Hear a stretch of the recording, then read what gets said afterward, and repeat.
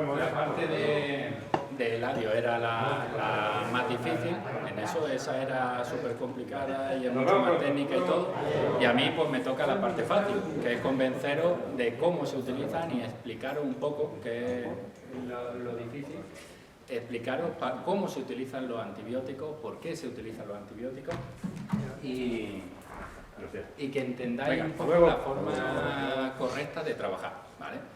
No hay una fórmula universal, no hay un antibiótico que realmente sirva para todo. Todo lo que os vendan, que intenten vender un antibiótico que es novedoso, que es muy potente, que sirve para todo, eso no existe. No existen las fórmulas magistrales y los antibióticos son necesarios o no son necesarios para criar con los Ghoul, por ejemplo, en este caso. Pues los antibióticos son imprescindibles, es decir, en la cría del Ghoul es imprescindible utilizar antibióticos. Lo que hay que saber es cuándo utilizarlo, que eso es lo más complicado, ¿vale? Y hoy os voy a tratar de explicar el por qué hay que utilizarlo en determinados momentos y que siempre tiene que haber una justificación en el uso de los antibióticos, ¿vale? Antes de empezar un poco, pues vamos a poner un poco lo que son las resistencias. No podemos hablar de antibióticos sin saber qué son las resistencias a los antibióticos. ¿Qué es eso que se está hablando ahora tanto de que hay resistencia a los antibióticos, que dejan de funcionar, en humanas, que no te quieren dar ya antibióticos incluso cuando te operas y no te dan nada, ¿vale? Pues por ejemplo en los broilers, que nosotros siempre nos hemos fijado un poco en las aves que eran del consumo humano y donde se mueve muchísima cantidad de dinero y cada vez se va a mover más dinero con los pollos, como ya los cereales están tan caros, pues es una forma de obtener carne pues que es muchísimo más económica y mucho más rápida. Estos pollos, desde que nacen hasta que se mueren, están comiendo piensos medicamentosos que se llamaban ahí en la universidad o piensos que llevaban antibióticos, ¿vale? Ahora ya se están prohibiendo todos los antibióticos para el uso industrial y también se están prohibiendo no solo los antibióticos, sino también los antiparasitarios. ¿Qué pasa? Que los veterinarios, que siempre tenemos la culpa muchas veces de todas estas cosas, pues han ido a una carnicería, cogen muestras de esas pechugas de pollo que nosotros compramos habitualmente y de repente pues ven que hay una bacteria, una salmonela ahí. Dice, oye, pues mira, ha salido positivo a salmonela y le vamos a hacer un antibiograma. Un antibiograma es que le ponen una serie de discos que ahora vaya a ver una imagen, y le ponéis una serie de antibióticos con diferentes concentraciones. ¿Y qué ha pasado? Pues que todas las bacterias siguen creciendo y desarrollándose con normalidad a pesar de que pruebes diferentes tipos de antibióticos. Y eso es lo que está provocando el abuso que se ha hecho durante muchos años y se seguirá haciendo de momento hasta que se busquen y se desarrollen pues, nuevas tecnologías y que vayan avanzando un poco más el sector, ¿vale? Estos pollos, es curioso, tienen un índice de conversión, realmente son pichones, no podemos llamarlos ni como pollo, porque es que estos pollos son inmaduros, son pichones, se matan con entre 42 y 60 días y tienen un índice de conversión que ojalá fuera psicólogo. Por cada kilo y medio de pienso que comen, ponen un kilo de carne. Entonces es prácticamente perfecto. Todo lo que comen lo transforman en carne. Ahora, a partir ya de los 2 meses, eso ya empieza a disminuir y ya no dejan de ser rentables, ¿vale? Entonces es muy interesante y sobre todo aquí lo que se está estudiando es para que se desarrollen mucho mejor estos animales, el tipo de pienso que se está dando. Creo que en los Ghoul todavía tenemos que avanzar mucho más en la alimentación. Eso es importantísimo a la hora de controlar la obesidad, a la hora de controlar los problemas hepáticos, de controlar los problemas renales y alargar la vida también de los Ghoul, que normalmente en cautividad viven poquito tiempo, unos 5 años en eso, pues todavía con la alimentación se podría mejorar mucho y se podría mejorar mucho en la reproducción de los Ghoul, sobre todo trabajando con la alimentación, ¿vale? Bueno, este por ejemplo es un estudio de la Universidad de Madrid, este ya tiene unos años, pero si os fijáis por ejemplo, este solo era un poco el ejemplo que había, cuando se hizo el estudio, el 70% de las muestras analizadas, el 70% de las bacterias eran resistentes a la gentamicina. Es decir, que un 70% cuando tú le dabas el antibiótico de la gentamicina, a esas bacterias no les hacía absolutamente nada. Entonces ahí hay un problema grande, ¿vale? Y el problema es que los antibióticos no hay un gran abanico. Hay una serie de familias de antibióticos y tú tienes que trabajar con eso. Entonces, cuando sacan un antibiótico nuevo, normalmente lo que hacen es reservarlo para infecciones que no responden a otros antibióticos clásicos. Pero esto está pasando continuamente. Y claro, ahora lo que se intenta pues que no infradosificar los tratamientos y hacer sobre todo tratamientos completos. Ahora imaginaros en esa imagen con 5.000, 10.000 broilers, 10.000 pájaros, todos en el suelo, con que uno de ellos desarrolle una infección, ¿cómo se transmite? Con buena temperatura, con buena humedad, y entonces si uno defeca en el agua, pues entonces todos los demás van a beber de ese agua y se van a contaminar. Y eso pues, es un grave problema. Ahora hay que buscar alternativas y se está haciendo pues trabajando con enzimas, trabajando con los piensos, utilizando los acidificantes, y entonces eso lo que hace es controlar la actividad bacteriana y sobre todo reforzar el estado inmunológico del ave. Ahí se está trabajando muchísimo también. Refuerzas con enzimas, refuerzas con probióticos y lo que está haciendo con eso es que el animal tenga mucha más resistencia a las bacterias, ¿vale? En vez de darle mucha cantidad de antibióticos desde el día que nace hasta el día que lo sacrifica. Ellos calculan y dicen, lo voy a sacrificar con 42 días, por ejemplo. Pues el antibiótico tiene un periodo de supresión de 5 días, pues lo que voy a hacer que en el día 37 se lo quito y así esos pollos o esa carne sale al mercado sin antibióticos. Pero después también se está viendo que eso no es del todo así y ciertos antibióticos todos se han prohibido, por ejemplo, para animales que son destinados al consumo humano porque pueden producir alteraciones genéticas, etc. ¿Vale?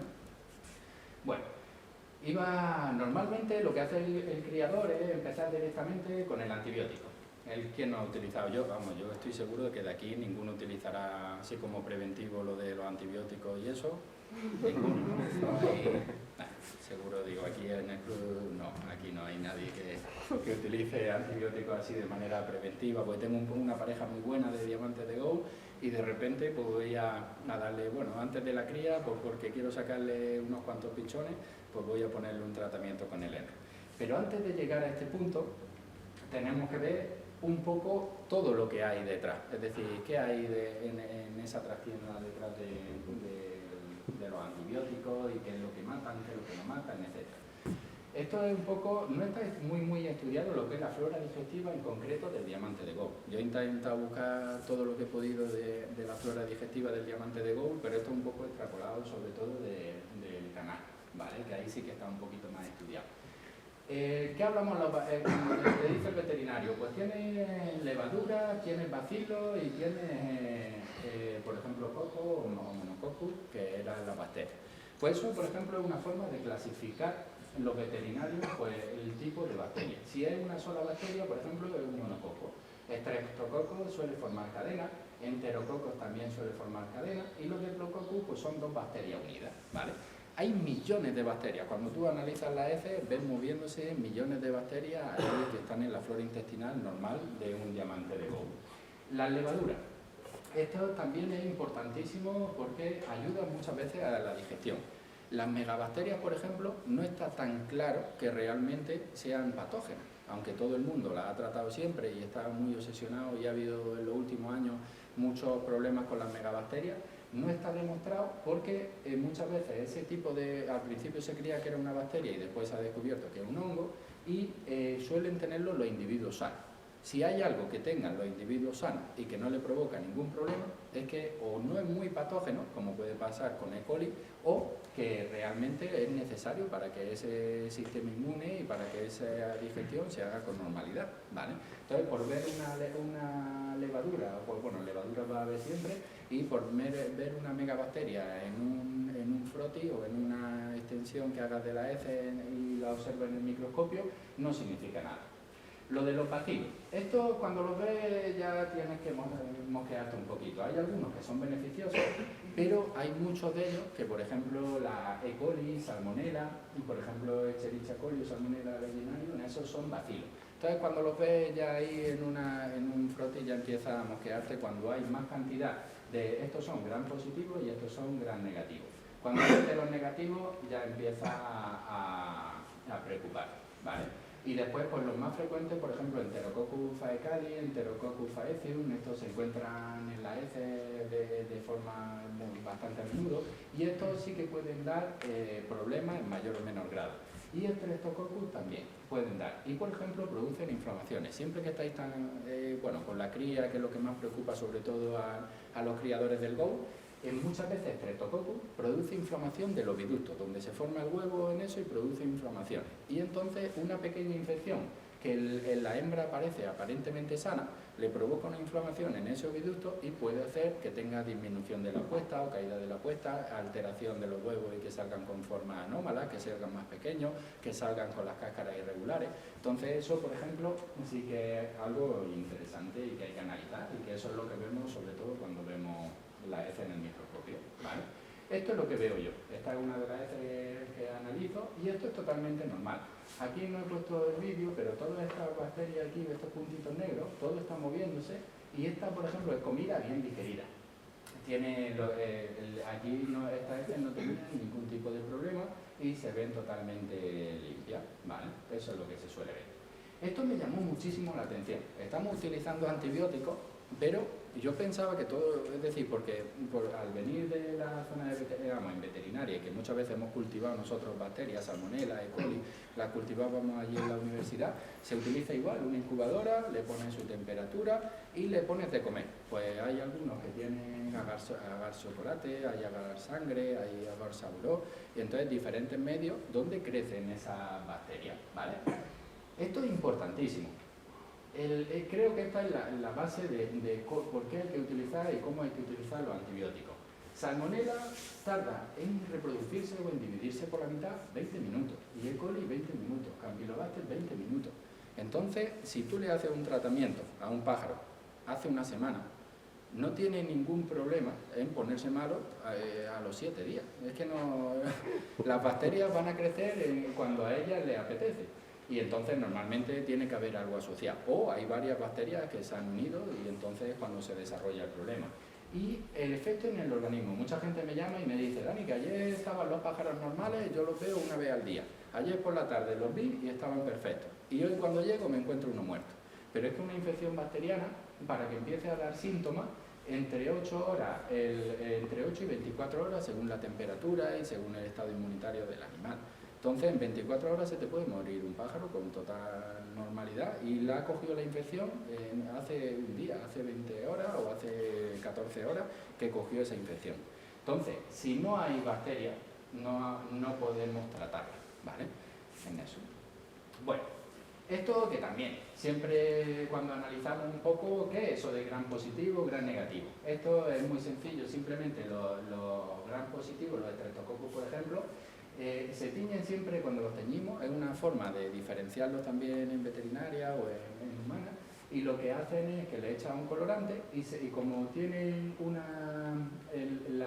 los gran negativos tienen una capa externa más grande, pues entonces se tiñen de color rosa, y los gran positivos se tiñen de color violeta, ¿vale? Pero en principio es simplemente una forma de clasificarlos también, ¿vale? Ahora, por ejemplo, es lo de la E. coli. Así es como se siembran las bacterias. Tú coges el medio donde crecen, las metes en una incubadora y has cogido una extensión de la heces, que la has removido, y la siembras, la extiendes en esa placa. Y entonces ves que crece. El problema de estas técnicas, que se ha utilizado siempre y ha sido lo que se ha ido utilizando hasta ahora, es que muchas veces tú puedes echar bacterias que estaban vivas y cuando las siembras ya están muertas. Y entonces no te crece nada. O que haya una contaminación posterior a la enfermedad que ha matado al pájaro y que esas bacterias crezcan bacterias diferentes a las que tú estabas buscando o las que tú esperabas que salieran. Y esta provocan mucha equivocación. Entonces esta no es muy exacta, esta técnica, que es la que hay ahora. Esto es lo del antibiograma. Tú cuando te han crecido las bacterias, lo que coges es que pones una serie de discos. Y aquí, pues este es de amoxicilina, este es de gentamicina, este es de eso. Y mira, veis, por ejemplo, aquí están creciendo las bacterias alrededor. Aquí este antibiótico no funciona. Si veis, pues ahí parece que es una P, pues quizás sea de penicilina. Y está a una concentración del 10%. Pues todo esto de aquí, las bacterias crecen con normalidad, por lo tanto, es resistente esa bacteria a ese antibiótico, ¿vale? Sin embargo, mirar, por ejemplo, el halo que impide que crezcan bacterias alrededor, y por ejemplo con este antibiótico. Ese, que a lo mejor es una cefalosporina, pues ese sí que es activo contra esa bacteria en concreto, ¿vale? Bueno, ahora hay técnicas, eso, mucho más avanzadas, que es lo que se está haciendo, que es lo de PCR, ¿vale? Son compatibles, es decir, se pueden seguir utilizando las otras, ver lo que crece, pero después también, a la hora de analizar la heces, pues si la haces por PCR, tú puedes buscar, esto es como coger un fragmento del ADN de la bacteria, la fotocopias un montón de veces y después lo lees. Un ordenador lo metes y te lo lee, ¿vale? El problema es el que inventó la fotocopiadora de ese ADN. Eso sí que fue bastante complejo, ¿vale? Pero estas técnicas te permiten identificar, por ejemplo, E. coli, y dentro de la bacteria E. coli, la que produce problemas. Hay muchas cepas de bacterias y solo algunas producen problemas y alteraciones en los GOL, por ejemplo, en el intestino. Y esas son las que interesa buscar. Entonces, estas técnicas son muchísimo más precisas y se pueden hacer. Son un poco más caras, pero también son muchísimo más fiables que las otras técnicas, ¿vale? Bueno, esto es... Aquí hay muchos problemas a la hora de identificar. Todo el mundo piensa que su aviario está lleno de bacterias, pero realmente si los pájaros están sanos, están contentos, están bien de brillo, bien de pluma, están comiendo bien, están haciendo la heces con forma, todo, esos pájaros no están enfermos. Es decir, ¿puede portar alguna bacteria que posiblemente en el futuro puede darle algún problema? Puede ser, pero por norma general, si ese pájaro está sano y está fuerte, ese pájaro no va a tener ningún problema, ¿vale? Bueno, ¿qué pasa? ¿Qué creéis que va a pasar cuando a un individuo sano le da antibiótico? ¿Pasa algo o no? Bueno, tiene que ser, ¿no? Es inmune, ¿no? Hombre, aquí yo estoy seguro que alguno por ahí que en eso pues echa un poco de antibiótico y dice, están bien, yo los veo cantando y todo, pero los voy a echar a criar y un poco de oxitetraciclina, un poco de colmi y le va a caer en eso. Entonces, si realmente el pájaro está sano, está bien, que sería esta imagen, todas las bacterias son de las buenas. Esas son levaduras, tiene ahí sus bacterias, su E. coli, pero no es toxigénica, tiene Saccharomyces, tiene ahí Enterococcus, Streptococcus. Pues ahí, al principio, anda, y aparecen, de repente, aparecen de las malas. Dices, ¿qué ha pasado? Es decir, claro, el propio criador es el que debilita al pájaro. Él tenía su flora intestinal perfecta, tenía todas las bacterias buenas, tenía un equilibrio, es decir, estaba manteniendo ahí un equilibrio con esas bacterias. Y de repente lo que hace es que empiezan a desaparecer bacterias buenas, de las buenas, y las bacterias patógenas tienen, bueno, siempre han aprendido a sobrevivir pues de esa forma. En cuanto bajan las defensas y tienen más espacio y se ven más libres, tienen más alimentos en eso, pues empiezan a desarrollarse, ¿vale? Entonces partíamos de una base donde no había ningún problema y somos nosotros los que hemos provocado esa enfermedad, ¿vale? Y que empiece a tener después los pájaros problemas, ¿vale?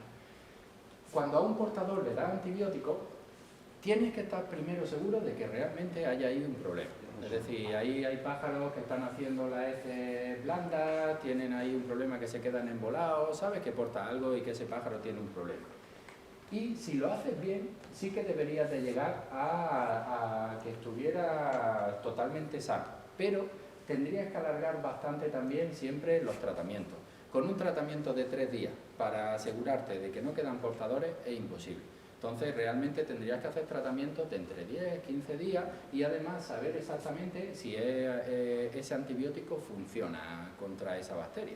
Porque realmente si no sabes si es antibiótico o es resistente esa bacteria a ese antibiótico, pues no tiene ningún sentido utilizarlo con pájaros portadores, ¿vale? Lo del enfermo, aquí sí. Ahora es donde hay que utilizar. Vosotros veis el de arriba y aquí hay que utilizarlo porque aquí hay bacterias malas y los antibióticos funcionan. Ahora os voy a enseñar un poco cómo funcionan los antibióticos y esos antibióticos lo que hacen es alterar el crecimiento o el ADN de la bacteria. Si no hay bacteria no puede alterar ningún ADN porque no la hay. Entonces eso, la forma de actuar los antibióticos es importante. Y después siempre también hacer tratamientos completos y no infradosificar. No puede ser que uno diga, no, el colmi es 1 mililitro por litro. el otro dice, no, son 2 mililitros por litro, el otro dice 3, no, son 3 días de tratamiento, son 5, no. Es decir, hay que hacer tratamientos completos. Si tenéis un pájaro enfermo, al final lo que consigue es que matarle una cierta cantidad de bacterias, después el propio organismo mantiene un equilibrio, pero no hemos eliminado realmente todas esas bacterias que quedan. Entonces lo que hay que tratar es que se queden como portadores, que eso es lo que he intentado reflejar con esta diapositiva, ¿vale? Bueno, espero que os quede un poco claro eso, lo de sano, enfermo y lo de portador. Y ahora sí, el colmillo. Bueno, hay diferentes grupos de antibióticos, todo, y por ejemplo la fluoroquinolona. Eso lo que os estaba tratando de explicar es que actúa sobre el ADN girasa. Esa es una enzima que lo que hace es como replicar y que el ADN bacteriano. Entonces, cuando nosotros aplicamos el ENRO, lo que hace es bloquear esa enzima y el ADN bacteriano no se puede replicar. Pero claro, si no tienes bacterias malas, le está impidiendo el crecimiento a las buenas. Pero las malas no hace ningún efecto como preventivo, solo puede actuar como tratamiento, ¿vale? Y lo de inhibir la replicación bacteriana, ¿vale? El ENRO sí que al actuar sobre el ADN sí que se considera que tiene una acción bactericida, es decir, mata las bacterias, ¿vale? Hay otros que no es la misma acción, que ahora lo vamos a ver, ¿vale? ¿Y cuándo lo utilizamos? Pues por ejemplo micoplasma, la enfermedad crónica respiratoria, por ejemplo, la podemos utilizar con los micoplasmas cuando tienen problemas de conjuntivitis, problemas respiratorios. Podemos utilizarlos contra las bacterias gram positivas. Ya hemos visto que gram positiva pues era Streptococcus, los cocos, los enterococos, por ejemplo, lo podemos utilizar. Y contra gram negativa, ahí sobre todo contra salmonella, contra E. coli, podemos utilizar este tipo de antibióticos, ¿vale? Estas heces, por ejemplo, ¿hay alguno que haya visto estas heces así en eso? Estas, por ejemplo, eran de los míos y esas fueron con E. coli. Esas fueron esas heces. Suelen ser unas heces mal digeridas, esta es de un individuo adulto, y la E. coli a los individuos adultos solo lo que le provoca es como una diarrea inespecífica, pero no se sabe exactamente, no llega a matar al pájaro. Normalmente, si el pájaro está sano, bien alimentado, con sus vitaminas y todo, simplemente lo debilita un poco, pero no lo mata, ¿vale? Lo que sí puede matarlo es a los pichones, ¿vale? Entonces, pichones jovencitos que mueren con deshidratados, lo del cuello sobre todo, esa deshidratación que veis hasta la arruga en la piel, esas suelen ser muertes rápidas y muchas veces tienen incluso lo que es el buche lleno de comida, porque la bacteria lo ha matado en 4 o 6 horas. Entonces mueren muchas veces también por deshidratación, que es el mayor problema. ¿Podríamos aquí utilizar? Pues por ejemplo el colmi para E. coli viene fantástico. Problemas de diarrea inespecífica y todo, el colmi funciona muy bien. Y cuando hay pollo de nido y todo se puede utilizar. Normalmente no hay problema, ¿vale? Para utilizarlo. La oxitetraciclina, también la utilizamos bastante en eso, pero fijaros que esta ya no es, ya inhibe, interfiere en la síntesis proteica. Cuando la bacteria va a desarrollar las proteínas de las cápsulas y todo, entonces ahí es cuando actúa. Entonces tiene que haber bacterias. Si no hay bacterias patógenas, no puede inhibir la formación de la cápsula de esas bacterias. Entonces ese es un problema también, que muchas veces se utilizaba para matar bacterias, pero esto solo impide su crecimiento, su desarrollo. Y después el cuerpo, las que quedan, la digiere, van los macrófagos y las células defensivas y se las comen y las eliminan. Una pequeña cantidad, si tú le metes 10 bacterias de salmonella a un pájaro, el propio cuerpo las digiere y las elimina. El problema es cuando se infecta con gran cantidad de bacterias. Por eso muchas veces la gente cuando come en un restaurante, hay uno que comen todos del mismo plato, pero hay uno que se infecta y desarrolla una infección y otros no. Han comido todas las bacterias, pero no todos desarrollan esa infección, ¿vale? ¿Cuándo empieza a actuar? Entre 6 y 8 horas. Ahí he puesto solo la parte donde tiene el pico de acción en eso. Ya hemos dicho que muchas veces, por ejemplo, el ENRO es un poquito más rápido, pero en la oxitetraciclina, por ejemplo, entre 6 y 8 horas para que empiece a actuar y que llegue al pico máximo de concentración. Entonces, si el pájaro, por ejemplo, los pichones están muy decaídos ya y están muy afectados, no les da tiempo realmente a superar esa enfermedad, que es el problema. Y muchas veces pues mueren por deshidratación o porque no han comido durante ese día, ¿vale? ¿Cuándo lo podemos utilizar? Con micoplasma, gram positiva y gram negativa, Streptococcus, Staphylococcus y gram negativo. Y, por ejemplo, en la citocosis y en la enfermedad crónica respiratoria, en eso pues se suele utilizar muchísimo, ¿vale? Aquí tenemos, por ejemplo, es dos pollitos con oncefalitis, es decir, una infección por Staphylococcus que lo ha cogido y se ha contaminado el ombligo y por aquí ha entrado una infección, ¿vale? Aquí también tienen parte del saco vitelino que no han conseguido todavía de reabsorberlo. Por ejemplo, es de los míos. Y, por ejemplo, tenía aquí todavía que le estaban dando de comer la isabrita y todo, esto en plata, y ahí tenía una infección. Aquí, por ejemplo, la oxitetraciclina con la oncefalitis en eso, con Staphylococcus, pues va muy bien. Y, por ejemplo, en pollo de nido y todo, pues también se puede utilizar sin ningún problema. Pero ya sabéis que lo que va a hacer es frenar el que las bacterias crezcan, pero no las mata. La acción del ENRO es mucho más potente que la acción de la oxitetraciclina, ¿vale? Es bactericida y el otro solo es bacteriostático, ¿vale? La tilosina. Esta es muy buena, a mí me gusta muchísimo, pero sobre todo para las infecciones respiratorias. La tilosina la utilizamos también de forma habitual y, por ejemplo, la acción entre 1 y 3 horas. Y tiene la acción bacteriostática y a altas dosis sí que podría ser bactericida y realmente matar a esas bacterias, ¿vale? No tiene, si veis, con las bacterias de Enterobacteriaceae, Salmonella y E. coli no tiene ningún efecto. Es decir, tú puedes utilizar tilosina si tienes problemas de diarrea, pero no te va a servir absolutamente para nada. No funciona contra esas bacterias. Pero, por ejemplo, para micoplasma, cuando hay problemas, pues sí va muy bien, y para gram positivo, pues también va muy bien, ¿vale? Y aquí también interfiere en la síntesis proteica, impide que se formen esas paredes y que se desarrollen las bacterias rápidamente, ¿vale?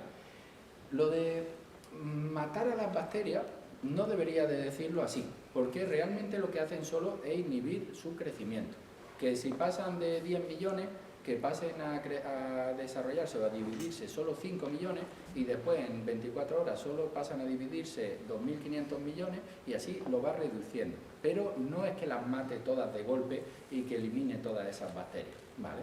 Entonces, si matara, como por ejemplo hace la lejía de matar bacterias, pues entonces lo que haría es que mataría toda la flora intestinal, que es buena, y entonces lo que haría es que mataría al animal también, porque sería incapaz de digerir y de absorber correctamente los nutrientes. Una cosa interesante, por ejemplo, es lo de las bacterias, ¿dónde están? ¿Sabéis dónde están las bacterias? En el tracto inferior digestivo, ¿no? Claro, están en el tracto digestivo inferior de la ave. No están por ejemplo, en el proventrículo, en la molleja, en eso hay bacterias, pero no hay en grandes cantidades. Realmente donde tienen que ir los antibióticos es sobre todo a la última parte del intestino, y en el intestino es donde está la mayor parte. Entonces ahí es donde está normalmente nuestro problema, ¿vale? Aquí...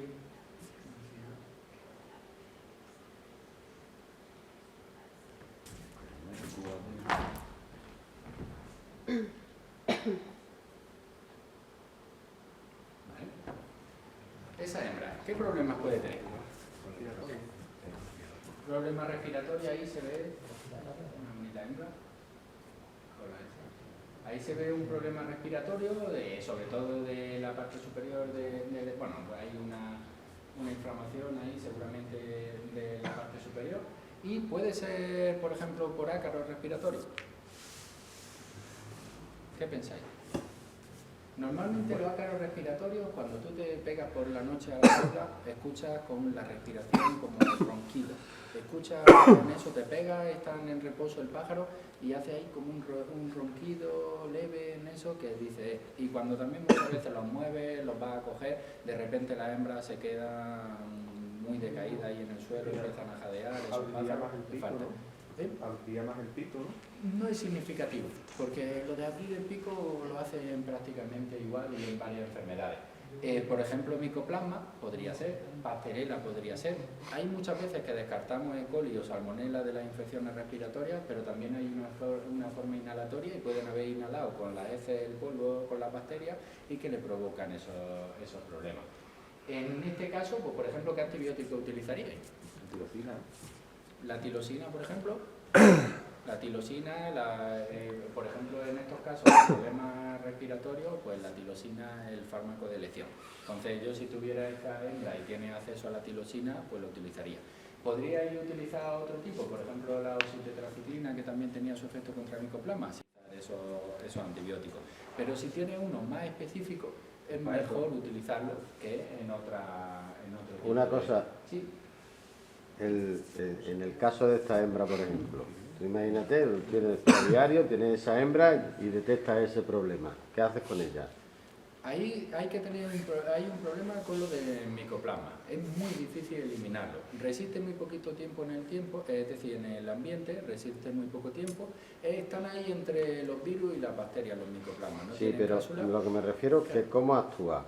¿Qué es lo aquí que hace? ¿La apartas? Sí, sí, lo de aislarla es fundamental. Vosotros lo que tenéis Es que es muy siempre, típico sí, el tratar claro, todo el diario. No hace falta, porque ya estamos viendo y lo que trato de transmitiros es eso. Si un pájaro, aunque esté al lado de otro y está bien, no tienes por qué tratarlo por defecto, porque lo que hace es debilitarlo, y si él estaba superando la enfermedad tranquilamente, pues déjalo, no hay que tocarle, refuérzale. Puedes utilizar los acidificantes que para mantener el pH normalmente en el proventrículo es en torno a 1,2 y después en el buche suele estar en torno a 4. Entonces, en el buche no, en la molleja. Y entonces la molleja suele estar en torno a 4. Si utiliza acidificantes, pues impide que se desarrollen esas bacterias. Refuérzale con probióticos y con prebióticos. El prebiótico es el alimento de los probióticos y los probióticos pues son bacterias beneficiosas. Entonces le refuerzan. Ahora, hay que intentar siempre separar esos animales y ver que realmente ha superado. Y lo que debería de hacerse es como una cuarentena. Lo ideal sería unos 40 días después de cada tratamiento de esos pájaros, mantenerlos aislados un mes y ver si realmente recae, no recae, si vuelve a la normalidad y si te interesa como reproductor, o si era un pájaro que no te interesaba como reproductor, pues eliminarlo del aviario porque te puede ser portador y quedar con problemas, ¿vale? ¿Y no se le quita ni con tirosina ni se le quita con nada? Sí, es decir, si funciona bien el tratamiento, tú le haces. Lo ideal siempre sería coger una muestra, puedes coger una muestra con un bastoncillo, enviarle y que te digan, tienes micoplasma o tienes pastorela, y entonces poner un tratamiento específico contra eso. Pero a lo mejor puede ser que sean 10 días. Un amigo que tiene un pájaro y está todo el día con el pico abierto, pero el pájaro ni tirosina ni nada de nada. No, sí, cuando se cronifica la enfermedad crónica, por eso se llama enfermedad crónica respiratoria, muchas veces está asociada con otras bacterias. Por ejemplo, micoplasma se asocia rápidamente con E. coli y produce ya una inflamación de los bronquios en eso y no tiene solución ya cuando se cronifica. Entonces puede ser que ese no haya una receta rápida, ¿no? Hombre, pues depende en eso, habría que ver, claro, pero lo que habría que averiguar primero es exactamente si hay alguna bacteria o simplemente, o puede tener ácaro respiratorio o puede tener varios tipos de bacterias, porque realmente aquí estamos hablando y sintetizando mucho y resumiendo mucho, pero es que, por ejemplo, causas respiratorias puede haber 1000 y entonces... Pero ya se le hace crónico y no se le quita. Claro, si se hace crónico, una bronquitis crónica, que se haya inflamado y que haya cicatrizado esos bronquios, todo, eso se endurece y impide que el pájaro haga una vida. Tiene que ir una bombona de oxígeno. Claro, ese es el problema. Bueno, vamos a ver un poco también lo del cocigel.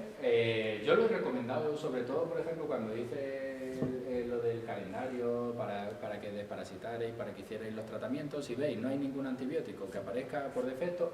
Hubo gente que dijo, es que los nitroimidazoles son antibióticos también. Pues es cierto, es decir, los nitroimidazoles tienen cierto efecto también bactericida o bacteriostático también que tienen. Pero realmente, sobre todo, lo utilizábamos como antiprotozoario. Hay sustancias químicas que pueden utilizarse como para matar insectos, para matar bacterias y para matar protozoos. Entonces hay sustancias químicas que pueden valer para varias cosas, ¿vale? El ronidazol, por ejemplo, que es uno de los componentes del cocigel, pues por por ejemplo, para las tricomonas, coculosomas, giardia, es muy bueno. Y inhibe la síntesis de ácido nucleico. No se utiliza en humanos. Eso yo ahora investigando un poco de todos los medicamentos estos que estamos utilizando, el ronidazol, por ejemplo, está prohibido en humanos porque es teratogénico, produce malformaciones, todo. Pero sin embargo sí que se ha utilizado en Estados, bueno, creo que en Estados Unidos sí lo han prohibido en eso, pero ahí hay un problema. ¿Ronidazol no es el Rodogil? No, en eso el ronidazol no, es el metronidazol. Será el Rodogil, creo que el metronidazol en eso. Yo creo que sí que el metronidazol del Rodogil también.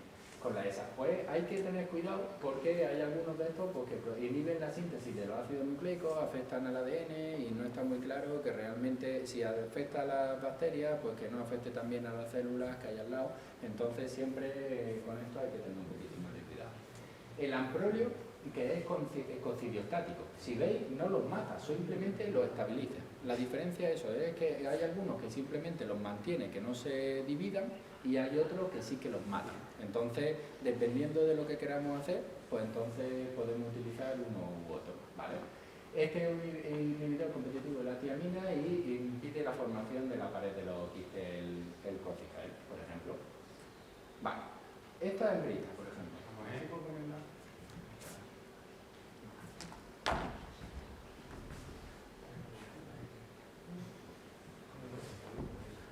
¿Qué tiene esa hembra? ¿Una hembra? ¿Coclozoma? Puede ser. Bueno, pues aquí hay diferentes posibilidades.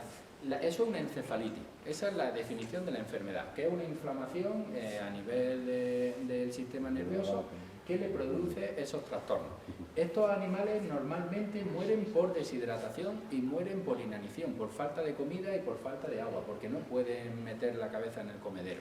Entonces, por ejemplo, este animal que está aquí en una jaula grande, hay que intentar reducirle el espacio y facilitarle sobre todo al principio la comida, el acceso a la comida. Hay, por ejemplo, un paramisovirus, el paramisovirus 3, que produce una encefalitis. Después también las intoxicaciones por zinc y por plomo también producen encefalitis. Después las bacterias Salmonella, E. coli también producen una encefalitis. Y también el WOW, que es transmitido porque a las isabelitas no les afecta tanto ese parásito, es lo del coclosoma. El coclosoma también es un protozoo y normalmente lo que le produce es una rigidez ventral del pico al pájaro y le provoca una tortícula y una rigidez en eso. Estos pájaros tardan en recuperarse, pero normalmente, por ejemplo, cuando le da el tratamiento con el corticel que hemos visto, se recupera. Yo he tenido algunas y en un mes al final le va poniendo, le pone su panizo, le pone un cacharrito de cerámica con su comida y al final y le facilita sobre todo el acceso al agua porque es que no pueden meter el pico en el bebedero para succionar. Y esos pájaros terminan recuperándose en eso. Entonces, esto tiene buen pronóstico, pero siempre y cuando le ayudes tú y que el animal no esté muy afectado y te hayas dado cuenta más tarde, ¿vale? El toltrazurilo. Hemos visto antes lo que era el amprolio, que era cocidiostático, pero si tenemos que tratar cocidios, por ejemplo, el Vicor es el mejor que hay. Este es un cocidicida de la familia de la triacina y altera el desarrollo intracelular en todas sus fases. Entonces, si tenéis alguna vez cocidio, si tenéis acceso al Vicor, pues es el fármaco más eficaz que hay para los cocidios. Claro, claro. Es decir, hay que dar año y la vacanza de esta. Claro, con todo. Hay que utilizarlo todo. Hacer un poquito de eso de pasar. Claro. Hay que Hay utilizarlo todo con moderación en eso y normalmente pues mejor hacer dos tratamientos en eso y dejar que los pájaros se recuperen, ponerle sus vitaminas, pero normalmente el Vicor es muy potente, pero a la vez que es muy potente pues también debilita mucho a los pájaros y puedes matarlos. Si te pasa un poco está muy afectado. Claro, claro. Y encima los cocidios lo que hacen es que provocan, invaden las células del intestino, rompen las vellosidades y producen hemorragias también los cocidios. Entonces, si un pájaro que tiene anemia está débil con el hígado, con el intestino machacado y de repente llega y le mete el Vicor y se lo mete... Yo Vicor, no tengo entendido, como esto es un puesto como es grande. Gusta poco ni por fuera. O los culos los mata. Hombre, debería siempre de Esto es normal, cuidarlo en eso, pero claro, hay que utilizarlo No, lo con que tiene precaución. que hacer. Este es muy potente. Yo pero hice cálculo hace daño, Dice, y... tenéis siempre en cuenta que, por ejemplo, en lo de la web, cuando lo subimos, en las dosis de que está el Baicó, está la dosis tetraciclina, está todo ahí, vienen las dosis específicas para los Pero en inglés no entiendo. Entonces, coño. claro, pero es que abrir el ordenador en eso es complicado en eso. Pero claro, intentar siempre mirarlo, y porque muchas veces tú te piensas, dices, no, yo creo que eran 8 gramos, creía que eran 4 gramos. Y esta de propina. Claro, y dice, y la propina. Ayer hablaba, por ejemplo, con Dani y eso de propina decía, pero si tú le echas un poco más de cantidad, pero era con productos naturales, pero en realidad también es aplicable a los antibióticos. Eso está estudiado porque para que tú, si le echas 4 gramos en 1 litro de agua, el pájaro cuando bebe, que a lo mejor se bebe por un diamante de Gol que estará bebiendo entre el 5 al 10% de su peso corporal al día, porque se esté bebiendo 1 o 2 mililitros. Pues de 1 o 2 mililitros que absorbe, que son pájaros que beben muchísima agua, pues ahí la concentración que alcance la sangre de ese fármaco sea la correcta. Entonces, cuando tú les metes más dosis, pues ya muchas veces pueden empezar pues con mareos, pueden empezar con diarrea, pueden empezar porque te has pasado y ya no está funcionando correctamente. Que la propina y no es sirve. más efectivo. Claro, Que no hay que darle no va a propina. ser más efectivo cuando Que el alcanza alcohol un es muy límite, peligroso. ya lo único que después Lo he hecho más. No tiene claro, el Baicó. Micro bebe. Micro bebe.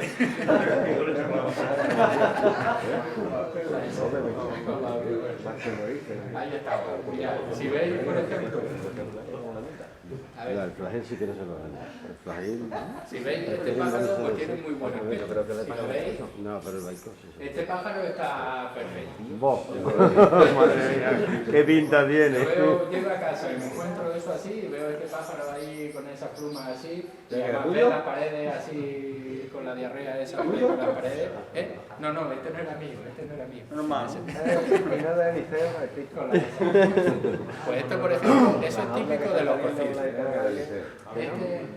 Este aspecto sucio así, con las plumas como deshilachadas, la heces diarreica y explosiva, esas son muy típicas, por ejemplo, de los cocidios. Entonces, por ejemplo, pues podríais utilizar el cocigel, pero el cocigel sería más como tratamiento de mantenimiento, y para hacerle un tratamiento de choque pues sería muchísimo más efectivo el Baicó, ¿vale?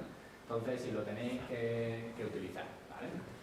Bueno, el SK y el S76, estos se han puesto muy de moda. Yo a mí tampoco lo he utilizado yo normalmente, además porque había que traerlos de Estados Unidos, creo que, y hay que pasar la frontera y te los paran, y hay ahí un problema con eso de los medicamentos. Entonces, bueno, realmente lo del ciclo de los ácaros, aunque ya lo dijimos en la anterior charla, el ciclo de reproducción de los ácaros es entre 14 y 21 días, ¿vale? Entonces, lo ideal es utilizar siempre un producto que se mantenga al menos 21 días. Si tú lo tratas durante 21 días seguidos, sabes que va a romper seguro ese ciclo y que no van a poder reproducirse esos ácaros. Muchas veces el problema que hay con la gota es que no sabe exactamente qué concentración alcanza, y con que haya uno de los reproductores que mantenga los ácaros ahí, pues puede transmitirlo, y es porque normalmente si no eliminan los ácaros es porque no está haciendo el tratamiento completo a todos los individuos, ¿vale? El SCAP, por ejemplo, dura 21 días, o sea que esta era la gota, ¿vale? Dura más, dura Claro, más.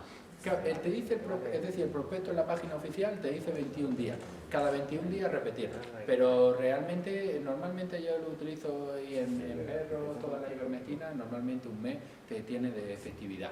Entonces, lo que habría que utilizar es sobre todo la gota. El S76, sin embargo, te dice que se mantiene solo entre 7 y 8 horas y que hay que utilizarlo 2 veces por semana durante 3 semanas. A mí personalmente me gusta más ponerle una gota que utilizarlo en el agua. En el agua es muy difícil de controlar qué cantidad está comiendo, y entonces bebiendo en este caso, y es muy difícil de saber. Realmente el la S76 concentración es para aviarios donde tienes que coger un montón de pájaros y no se Claro, lo puedes ese, echar. para facilitar el manejo es mejor, porque no tienes que tocarlo cuando tienen ahí sus plumas perfectas, falta un mes para el concurso y ya te da miedo manejarlo demasiado, pues por ejemplo está bien el S76, pero realmente por eficacia es muy poco efectivo, ¿vale? Ahora, bueno, el frontonilo, ¿vale? Lo del frontline, hay mucha gente que lo utiliza y que va bien, pero la dosis letal con la dosis efecto es muy similar. Es decir, que entre matarlo y que haga el efecto es prácticamente igual la dosis que debe de alcanzar. Y, por ejemplo, ayer hablaba también por la noche y pensad también en los embriones. La dosis para un individuo adulto puede ser que sea 0,001, pero es que para matar un embrión, habéis visto ahora la crisis que ha habido en Inglaterra con los huevos contaminados, en el Reino Unido con huevos contaminados con fipronilo, el fipronilo pasa a los huevos.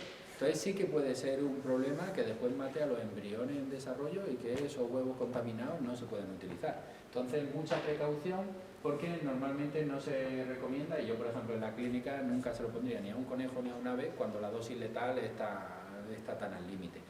Y tenemos alternativas. La ivermectina funciona y ahora ha salido uno nuevo, que es la selamectina. Yo lo llevo utilizando bastante tiempo y sin problema en jaspe, en canario, en pájaro. Y esta es una evolución de la ivermectina, que es la selamectina. El Stronghold Puppy, ese viene en pipetas que vienen de 0,15 mililitros y también hay otro con más cantidad que es para perros mayores, pero en la misma concentración también se puede utilizar, una gota. Las pipetas son carillas, es decir, una pipeta de estas te está costando, no sé si son 11 12 euros, pero te aseguras de que solo hay que ponerle una gota y realmente durante un mes están cubiertos. Si tienes un problema de ácaro en eso, pues mucho mejor utilizar la selamectina porque es más potente y se mantiene durante bastante tiempo. Estos productos también son teratogénicos, ¿no? Es difícil, en principio no está demostrado que sean teratogénicos, porque por ejemplo no hubiesen sacado el registro para cachorros de perro y de gato y se utilizan normalmente por... No, me refiero al Sky, a la ivermectina. No está demostrado, produce, yo por ejemplo cuando trabajaba en ganadería, pues en los reproductores machos sobre todo sí que parece que disminuye la fertilidad. Entonces la cantidad de espermatozoides se pueden ver afectadas ahí. Entonces siempre hay que utilizarlo durante la época de cría, todos estos productos hay que intentar reducirlos. Todos los productos que utilicemos, todas las sustancias químicas siempre tienen riesgo-beneficio y siempre hay que valorar riesgo-beneficio. Si el pájaro está bien y no estás teniendo ningún problema, utilizarlo siempre como preventivo es complicado justificarlo, que tenga una justificación, ¿vale? Ahora, otra cosa que tenga un problema, pues si tiene un problema, pues entre que ponga o que fertilice poco huevo a que se muera el pájaro, pues siempre lo tratamos, ¿vale? Bueno, aquí estas son unas heces de hace poquito en eso y, por ejemplo, nos hemos olvidado un poco también en el diamante de Gould y se escucha muy poquito, que son los cetodos, los nematodos, los gusanos. En los canarios antes se desparasitaban de manera habitual y le utilizaba sus tratamientos con el levamisol, por ejemplo, pero en los Gould no lo escucho yo tanto entre los criadores que lo estén desparasitando. La desparasitación también es importante. Estas heces son típicas, que son así como amarillentas, se parecen a las de los cocidios, que son así diarreicas. Y estas, por ejemplo, el otro día en el microscopio, esa imagen es mía y ese es un huevo, pues se veía perfectamente con esa imagen como de doble cápsula. Y estos pájaros, pues hay que desparasitarlos y, por ejemplo, el tabernil de levamisol en eso, que solo tienes que darle durante un día, está preparado para pájaros para la ornitología o para los Gould, pues lo podemos utilizar perfectamente para desparasitarlos también, ¿vale? No olvidéis sobre todo de ese tema también. Vale. Esta es la base de toda la charla. En Betorne, por ejemplo, Roberto, también utilizan sobre todo lo que es el refuerzo de la flora intestinal, ¿vale? Esto aquí pues utiliza bacterias, ellos utilizan del género Enterococcus, Saccharomyces, Lactobacillus, como si fueran los del yogur natural, y lo que hace es reforzar la flora intestinal. Esto se está trabajando muchísimo, sobre todo en los broilers y en los animales de producción, se está trabajando muchísimo. La estimulación hepática, esta es una parte que, por ejemplo, mucha gente cuando me dice, cuando le doy un antibiótico, tengo que darle después un protector hepático. El protector hepático no tiene nada que ver con lo que es el antibiótico. Es decir, son dos cosas totalmente separadas. Siempre es mejor no combinarlas. Siempre es mejor. De todo el mundo que comen cantidades industriales de esa mixtura. Se la dan muy bien. Pero mi pregunta es la siguiente: ¿eso es bueno o es malo? Lo digo porque cuando tú tienes un alimento que te sacia y que tiene sus necesidades cubiertas, no comes tanta cantidad como cuando para entenderlo, con medio kilo de carne, pero con medio kilo de pasta, al rato tienes hambre otra vez. Ahí es muy difícil, al ser semillas que tienen que digerir, realmente con la semilla el tránsito digestivo en el diamante de Gould es muy rápido. Realmente desde que comen hasta que empiezan a defecar pasa muy poco tiempo. ¿Vale? Entonces realmente, porque coman más semillas, deberían de aprovechar mejor ese alimento, pero no estaría contraindicado. Otra cosa es que el ambiente, por ejemplo, la jaula donde lo tengamos sea muy pequeña y ese exceso de hidratos de carbono, de grasa, etcétera, les pase después factura con eso. En un principio no debería de haber problema. Otra cosa es con las pastas, por ejemplo, que las pastas ralentizan el tránsito digestivo y además modifican, que eso es algo que se está estudiando muchísimo también en los broilers, cómo se modifica que en unas 3-4 semanas se modifica el aparato digestivo. Dice, ¿cómo puede cambiarse la molleja? Pues sí, las paredes se hacen más delgadas, más gruesas, en función del trabajo que haga y del tipo de alimento que esté tomando. De hecho, no sé si habéis visto alguna vez un tucán, pero yo hay un compañero, un amigo que tiene estos pájaros, y el tucán, igual que come, defeca. Dice, que sí que este animal no puede mantener el alimento ni puede digerirlo correctamente. Son animales que comen alimentos con muchísima fruta y su tránsito es tan rápido que no lo asimilan nada. Simplemente aprovechan un poquito y a lo mejor aprovecharán un 20%. Entonces, aprovechar esos hidratos de carbono, aprovechar esa grasa, en principio no debería de ser un problema. El problema es también el manejo alrededor de esa ave, que eso sí que es importante. ¿Vale? Quería hablaros un poco, aunque no era sobre todo la charla de hoy, que era sobre todo de los antibióticos, espero que hayáis entendido lo que quería, el mensaje que quería transmitiros, que sobre todo solo hay que tratar cuando hay bacterias. Si no hay bacterias, si lo que hace el antibiótico es modificar el ADN de esa bacteria y no la hay, pues no hace ningún efecto en eso. Y un poco lo que es el estrés fisiológico de lo que no es estrés fisiológico. El estrés fisiológico, una hembra que entre, por ejemplo, en puesta, es totalmente normal y natural. Lo que no es normal es que haga 8 puestas seguidas. Y si tiene 8 puestas seguidas, deberíamos de ir modificando todo alrededor para suplementarle y para facilitarle ese trabajo que va a hacer.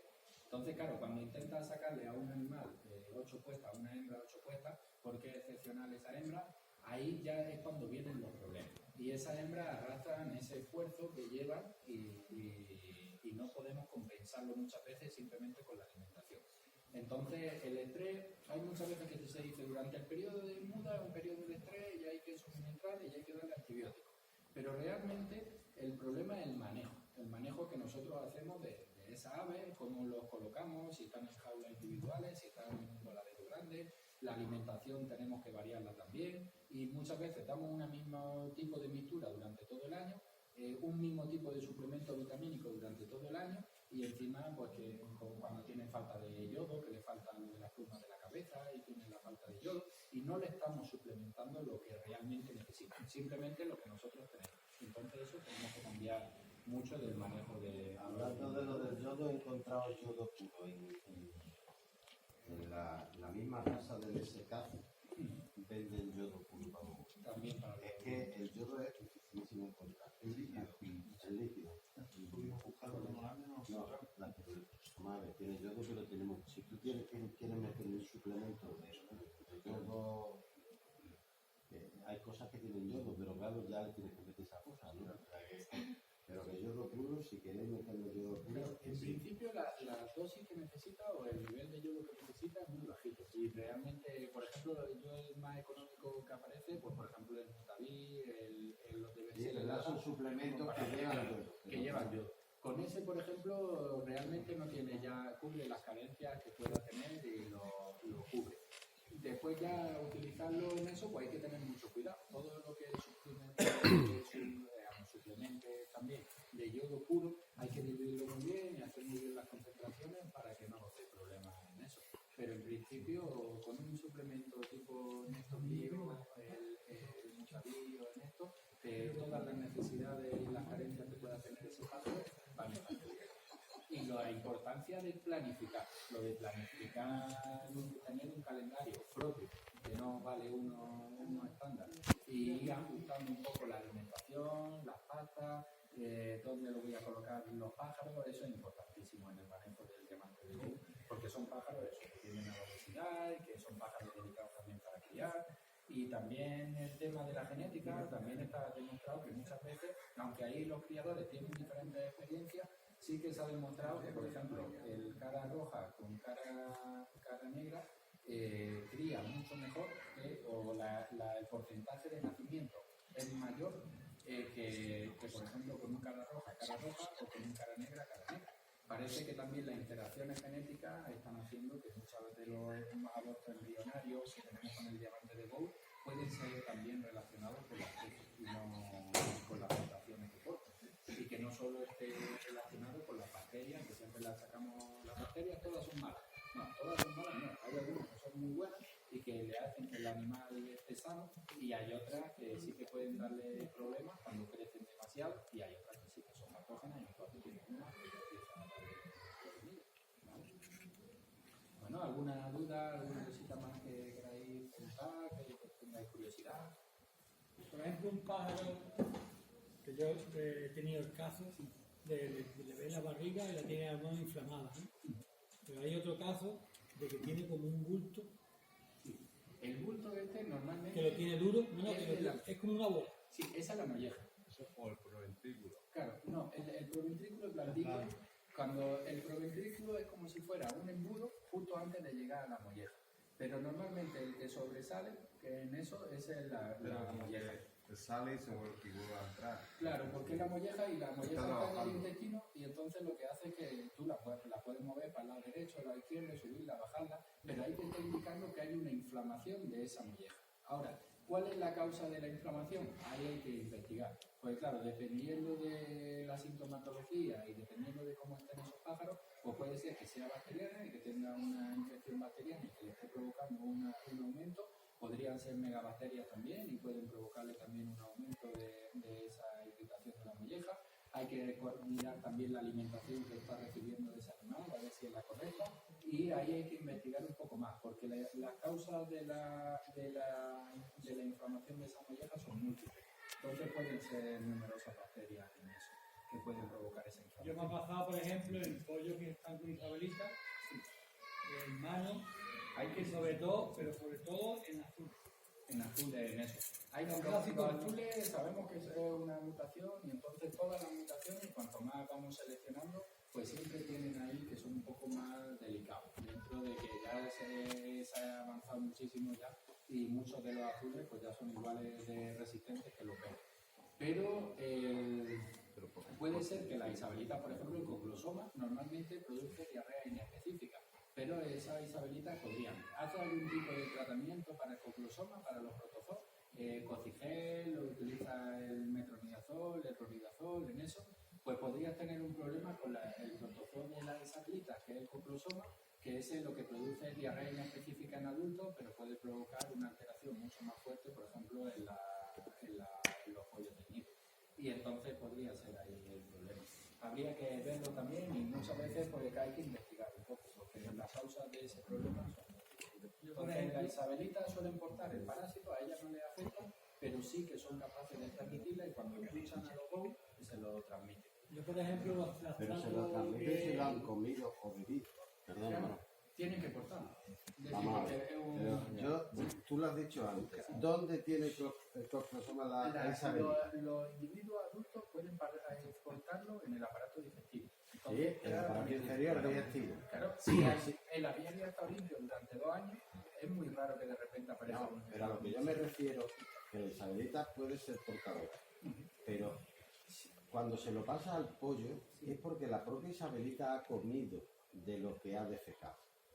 No, ella lo puede tener en el aparato digestivo y puede ser que se contamine, pero también podría estar teniendo una gran cantidad de protozoos. Son protozoos, no son, bueno, aparte de que la de las bacterias no solo es que se queden en un punto, es decir, ellas suben y bajan. La mayor cantidad de esas bacterias, por ejemplo, que era lo que había dicho, es que están en el tracto digestivo inferior, pero en la boca también tienen bacterias.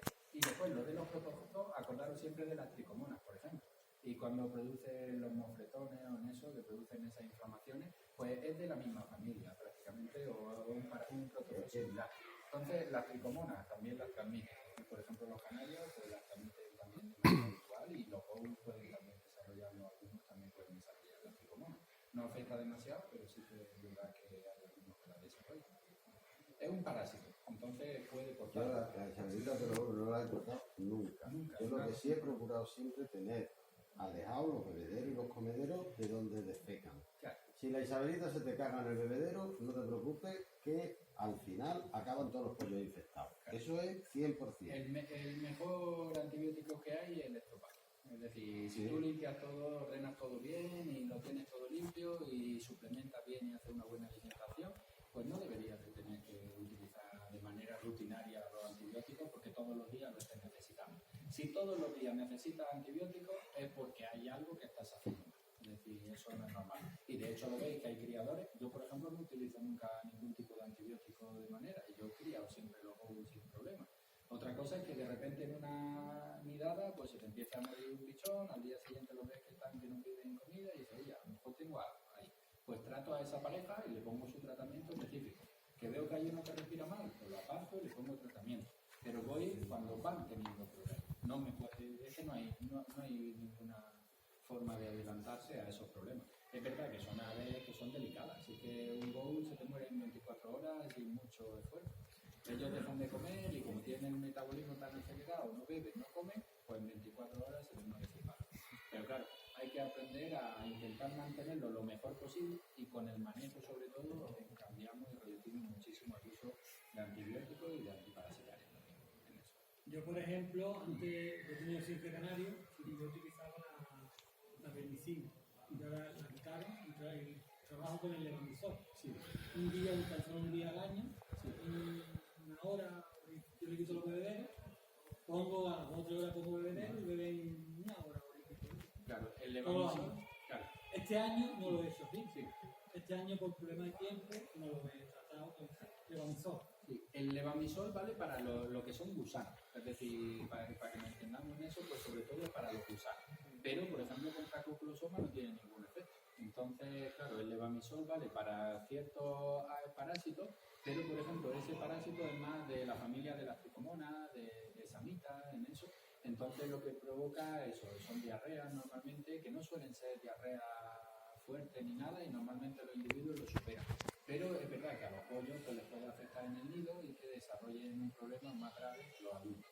Siempre las defensas de los pollos pues que no están muy desarrolladas. Por ejemplo, este año he tenido los problemas con la misma pareja, que también pasaba no tuve problemas, he tenido los problemas de comentado. Claro, realmente puede ser, pues se han infectado durante el resto del año o tenían ahí algún problema, pero hay que investigar un poco más a ver exactamente de dónde viene eso, porque la inflamación esa puede ser de múltiples enfermedades que lo provocan. Entonces hay que ver exactamente o investigar a ver de dónde viene realmente el problema para dar con el tratamiento adecuado. Vale. ¿Alguna cosita más? ¿Tenéis alguna duda?